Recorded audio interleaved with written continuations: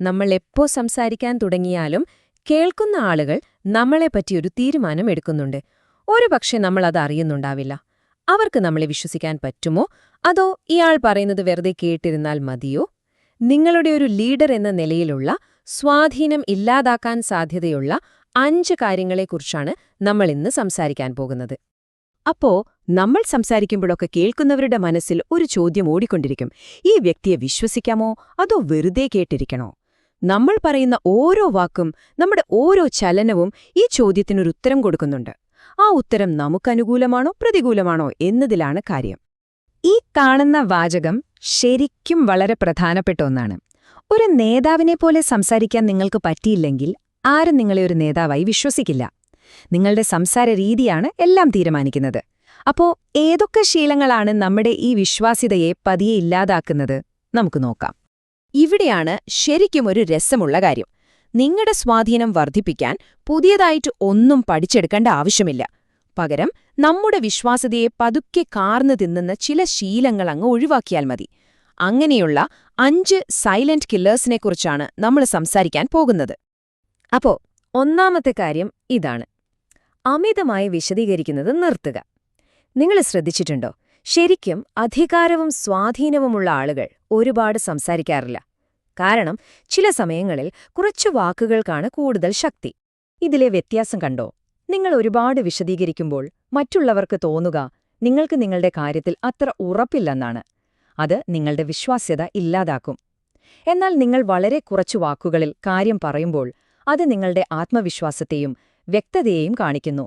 സ്വാഭാവികമായും ആളുകൾ നിങ്ങളെ ബഹുമാനിക്കാൻ തുടങ്ങും. ഒന്ന് ചിന്തിച്ചു നോക്കൂ.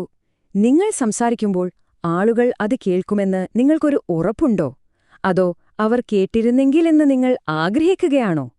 ഈ ഒരു ചെറിയ വ്യത്യാസത്തിലാണ് നിങ്ങളുടെ അധികാരം നിലനിൽക്കുന്നത്. നിങ്ങളുടെ വാക്കുകൾക്ക് വിലയുണ്ടെന്ന് നിങ്ങൾ വിശ്വസിക്കുമ്പോൾ മറ്റുള്ളവരും അത് വിശ്വസിക്കും. അപ്പൊ ഇതിന് എന്താ ഒരു പരിഹാരം? വളരെ ലളിതമാണ്. ചുരുക്കി സംസാരിക്കുക. എന്നിട്ട് ഒന്ന് നിർത്തുക. ആ ഒരു നിശബ്ദതയ്ക്ക് നിങ്ങൾ പറഞ്ഞ വാക്കുകളെ ആളുകളുടെ മനസ്സിലേക്ക് ആഴത്തിലെത്തിക്കാൻ പറ്റും. നിശബ്ദത ഒരു കുറവല്ല, ശരിക്കും അതൊരു പവർഫുൾ ടൂളാണ്. ഇനി രണ്ടാമത്തെ കാര്യം: അനാവശ്യമായ ശരീരചലനങ്ങൾ. ഒന്ന് ആലോചിച്ചു നോക്കൂ. നിങ്ങളുടെ വാക്കുകൾ ഒരു വഴിക്കു പോകുന്നു, ശരീരം വേറൊരു വഴിക്കു പോകുന്നു. അതെന്തൊരവസ്ഥയായിരിക്കുമല്ലേ? അത് നിങ്ങളുടെ വിശ്വാസ്യതയെ മൊത്തത്തിൽ തകർക്കും. എനിക്കറിയാവുന്ന കഴിവുറ്റൊരു ഡയറക്ടറുടെ കഥ പറയാം. അവർ മീറ്റിംഗുകളിൽ സംസാരിക്കുമ്പോൾ എപ്പോഴും നഖം കടിക്കുകയും മുടിയിൽ പിടിക്കുകയും ചെയ്യുമായിരുന്നു. അവരുടെ വാക്കുകൾക്ക് നല്ല ആത്മവിശ്വാസമുണ്ടായിരുന്നു. പക്ഷെ അവരുടെ ശരീരം വിളിച്ചു പറയുന്നുണ്ടായിരുന്നു, എനിക്ക് പേടിയാണെന്ന്. ഇത് അവരുടെ ടീമിന് വലിയ ആശയക്കുഴപ്പമുണ്ടാക്കി. അവസാനം അവരൊരു ചെറിയ ട്രിക്ക് ചെയ്തു. കൃത്രിമ നഖങ്ങൾ വെച്ചു. അതോടെ ആ ശീലം നിന്നു. അവരുടെ ആത്മവിശ്വാസം വാക്കുകളിലും പ്രവൃത്തിയിലും ഒരുപോലെയായി. ഇതൊന്ന് ഓർത്തുവെച്ചോളൂ. നിങ്ങളുടെ ശരീരം പറയുന്നത് വേറൊന്നാണെങ്കിൽ പിന്നെ നിങ്ങൾ എന്തു പറഞ്ഞിട്ടും ഒരു കാര്യവുമില്ല. വാക്കും പ്രവൃത്തിയും ഒന്നായിരിക്കണം. അല്ലെങ്കിൽ ആളുകൾക്ക് രണ്ടിലുമുള്ള വിശ്വാസം നഷ്ടപ്പെടും. അപ്പോ എന്തു ചെയ്യണം? ഈ വെപ്രാളപ്പെട്ടുള്ള ചലനങ്ങൾക്ക് പകരം വളരെ ശാന്തവും ഉറച്ചതുമായൊരു ശരീരഭാഷ ശീലിക്കുക. നിങ്ങളുടെ ഓരോ ചലനവും ആത്മവിശ്വാസത്തോടെ ആവട്ടെ. ഇത് നിങ്ങൾക്ക് സ്വയം ഒരു നിയന്ത്രണം നൽകും. മൂന്നാമത്തെ ശീലം. ഇത് വളരെ പ്രധാനമാണ്. മറ്റുള്ളവരുടെ അനുവാദത്തിനു വേണ്ടി കാത്തു നിൽക്കുന്നത് നിർത്തുക. യഥാർത്ഥ നേതാക്കൾ പ്രവർത്തിക്കുകയാണ് ചെയ്യുന്നത്, അല്ലാതെ അനുവാദം ചോദിച്ചു നടക്കുകയല്ല. ഒരു ലീഡറും ഫോളോവറും തമ്മിലുള്ള പ്രധാന വ്യത്യാസം ഇതാണ്. ഒരാള് നിർദ്ദേശങ്ങൾക്ക് വേണ്ടി കാത്തിരിക്കുന്നു, മറ്റൊരാള് നിർദ്ദേശങ്ങൾ ഉണ്ടാക്കുന്നു.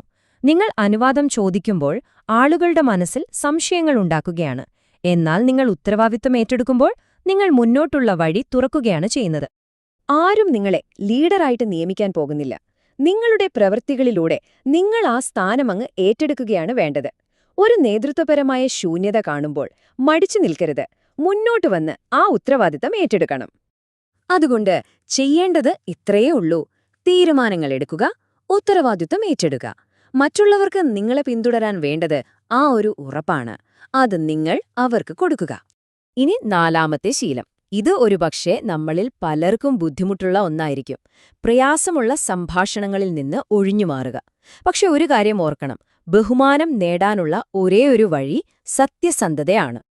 നിങ്ങൾ സത്യം പറയാൻ മടിക്കുന്ന ഓരോ തവണയും നിങ്ങൾക്ക് ബഹുമാനം നഷ്ടപ്പെടുന്നു. ഒരു വെല്ലുവിളിയെ നേരിടാതെ വിടുമ്പോഴെല്ലാം നിങ്ങൾക്ക് ബഹുമാനം നഷ്ടപ്പെടുന്നു. ആളുകൾ ഇതെല്ലാം അവരുടെ മനസ്സിൽ കുറിച്ചുവെക്കുന്നുണ്ട്. ഒന്നോർത്തോളൂ, ഒഴിഞ്ഞുമാറൽ ബഹുമാനത്തെ ഇല്ലാതാക്കും, അത്ര തന്നെ. നല്ല നേതാക്കൾ ഒരിക്കലും പ്രയാസമുള്ള സാഹചര്യങ്ങളിൽ നിന്ന് ഒളിച്ചോടില്ല. അവരതിനെ ധൈര്യമായിട്ട് നേരിടും. ഇതാണ് ഒരു സാധാരണക്കാരനും നേതാവും തമ്മിലുള്ള പ്രധാന വ്യത്യാസം. ഇതിനർത്ഥം പോയി വഴക്കിടണമെന്നല്ല കേട്ടോ. നേരെ മറിച്ച് ശാന്തമായി സത്യസന്ധമായി കാര്യങ്ങളെ സമീപിക്കുക. അത്തരമൊരു സമീപനം ആളുകൾക്കിടയിൽ നിങ്ങളുടെ വിശ്വാസം കൂട്ടുകയുള്ളൂ. അവസാനത്തെയും ഒരുപക്ഷെ ഏറ്റവും പ്രധാനപ്പെട്ടതുമായ അഞ്ചാമത്തെ കാര്യം സ്ഥിരതയില്ലായ്മ.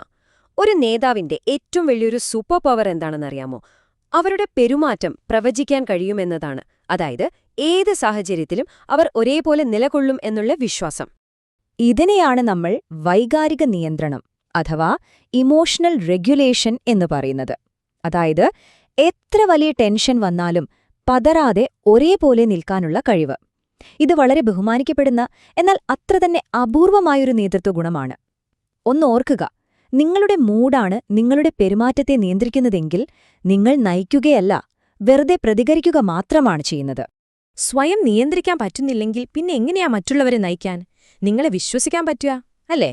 സ്വന്തം വികാരങ്ങളെ നിയന്ത്രിക്കുന്നതാണ് മറ്റുള്ളവരെ നയിക്കുന്നതിനുള്ള അടിത്തറ. അപ്പോ നമ്മുടെ സ്വാധീനം വർദ്ധിപ്പിക്കാനുള്ള ഈ 5 പ്രതിവിധികൾ എന്തൊക്കെയാണെന്ന് ഒന്നുകൂടി നോക്കിയാലോ? 1. ചുരുക്കി സംസാരിക്കുക. 2. ശരീരഭാഷ നിയന്ത്രിക്കുക. 3. ധൈര്യമായി തീരുമാനങ്ങളെടുക്കുക. 4. വെല്ലുവിളികളെ നേരിട്ട് സമീപിക്കുക. അവസാനമായി 5-മത്തത് വികാരങ്ങളെ നിയന്ത്രിച്ച് എപ്പോഴും സ്ഥിരതയോടെ പെരുമാറുക. അപ്പൊ കാര്യമിതാണ്, ഒരു നല്ല ലീഡർഷിപ്പ് പ്രസൻസ് ഉണ്ടാക്കിയെടുക്കുന്നത് പുതിയ കാര്യങ്ങൾ കൂട്ടിച്ചേർത്തിട്ടല്ല, മറിച്ച് ചിലത് ഒഴിവാക്കിയിട്ടാണ്. അപ്പോ നിങ്ങൾ നിങ്ങളുടെ ജീവിതത്തിൽ നിന്ന് എന്തൊഴിവാക്കാനാണ് പോകുന്നത്?